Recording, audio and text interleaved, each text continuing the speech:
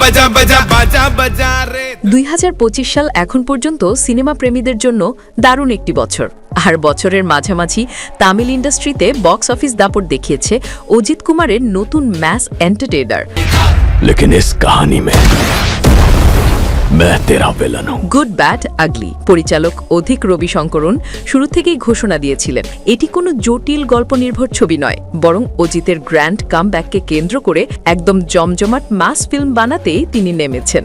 Cinema শুরু হতেই বোঝা যায় এখানে যুক্তি নয়, রাজত্ব করছে স্টাইল আর অ্যাকশন। So sweet। অজিতের রেড ড্রাগন রূপে আগমন যেন পর্দা জুড়ে এক নতুন উত্তাপ ছড়িয়ে দেয়। রেড ড্রাগন একজন ভয়ঙ্কর কুখ্যাত দুষ্কৃতকারী, কিন্তু স্ত্রী রাম্মার অনুরোধে সেই অপরাধ জগৎ থেকে সরে দাঁড়ায় এবং মুম্বাই পুলিশের কাছে আত্মসমর্পণ করে। এদিকে রাম্মা আর ছেলে ভিহান চলে যায় স্পিনে। ছেলেকে বলা হয় বাবা ব্যবসায়িক কাজে বাইরে আছেন। রেড ড্রাগন 18তম জন্মদিনে মুক্তি পেয়ে ছেলের কাছে ফিরতে চায়, কিন্তু ঠিক তখনই ঘটে ভয়ঙ্কর ঘটনা। মুম্বাই ছাড়ার আগেই রাম্মা ও ভিহানের ওপর হামলা হয়, আর ভিহানকে কে বা কারা অপহরণ করে নিয়ে যায়। এরপরই শুরু হয় অজিতের এক তীব্র উদ্ধার অভিযান।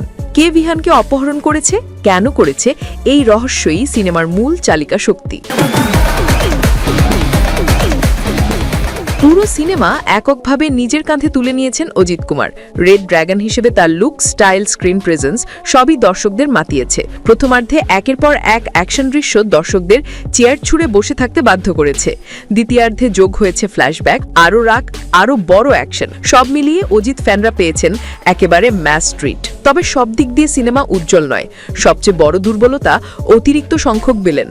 অর্জুন দাস, জ্যাকি শ্রফ, রাহুল দেব, রঘুরাম, টিন্নু আনন্দ, শাইন টম, প্রদীপ কাবরা এতজন থাকতে কেউই উল্লেখযোগ্য কিছু করে দেখাতে পারেননি। অর্জুন দাসের ডাবল রোল থাকা সত্ত্বেও স্ট্রং অ্যান্টাগনিস্ট তৈরি হয়নি।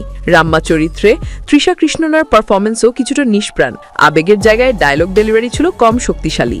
সুনীল, প্রসন্না, সিমরান, প্রভু, যোগীবাবু, রেডিন কিংসলি, প্রিয়া ওয়ারিয়ার সবার কাজই ঠিকঠাক, কিন্তু অজিতের বিশাল উপস্থিতির সামনে কেউই খুব বেশি গুরুত্ব পায়নি।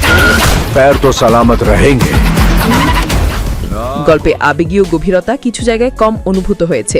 বেশ কয়েকটি সিন প্রয়োজনের তুলনায় দীর্ঘ মনে হয়েছে, বিশেষ করে জ্যামি ও মৃত জাকাবারকে কেন্দ্র করে অংশগুলো।